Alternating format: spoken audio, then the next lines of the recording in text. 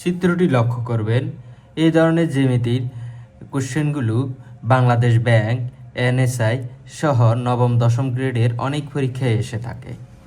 এখানে চিত্রে আপনি দেখে থাকবেন, এখানে এক্স কোণের মান জানতে চাওয়া হয়েছে। এটা একটা ত্রিভুজ। এটা এক্স কোণের মান বের করতে হলে আমাদেরকে দুইটা বিষয় জানতে হবে।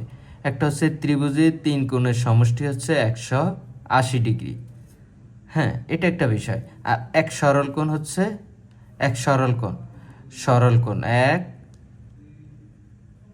সরল কোণ এক সরল কোণ 180 ডিগ্রি। এই দুটো বিষয় যখন আপনি জানবেন, তখন এই চিত্রের এক্সের মান বের করাটা আপনার জন্য ইজি হবে এবং আপনি বুঝতেও পারবেন। দেখেন, এটা একটা ত্রিভুজ। এই যে এটা 70 ডিগ্রি, এটাও 70 ডিগ্রি। এই দুটা 70 ডিগ্রি মানে হচ্ছে এই দুটা রেখা সমান্তরাল। এই দুটা রেখা সমান্তরাল। আবার এখানে দেখবেন, আমি একটু দেখাচ্ছি আপনাদেরকে, এই ত্রিভুজের কিন্তু এই কোণের মান দেওয়া আছে। এটার দেওয়া নেই, এটারও দেওয়া নেই। দেখি আমরা এটার কোণের মান বের করতে পারি কিনা। এভাবে চিন্তা করেন তো, আমি একটু খাতাটা ঘুরিয়ে দেখালাম। এটা যদি একটা সরল রেখা হয়, এটা 70, পুরাটা কি এক সরল কোণ না? এই পুরাটা হচ্ছে 180 ডিগ্রি, ঠিক না?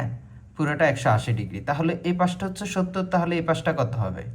এই পাশটা নিশ্চয়ই 110 হবে, কারণ এটা একটা সরল কোণ, এটা একটা সরল রেখা। এই পাশে পুরোটা একটা সরল কোণ। এইটা হচ্ছে যদি 70 হয়, তাহলে এই পাশটা 110 হবে।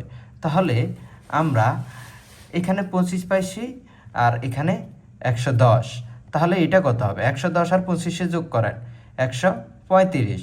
তাহলে 135-এ 180 হওয়ার আর বাকি কত আছে? 135-এর সাথে কত যোগ করলে 180 হবে? কেননা ত্রিভুজের তিন কোণের সমষ্টি 180 ডিগ্রি। এখানে 110, এখানে 25, আর এখানে তো 180 মিলাতে হবে। তাহলে 180 মিলাতে হলে এখানে হতে হবে 45।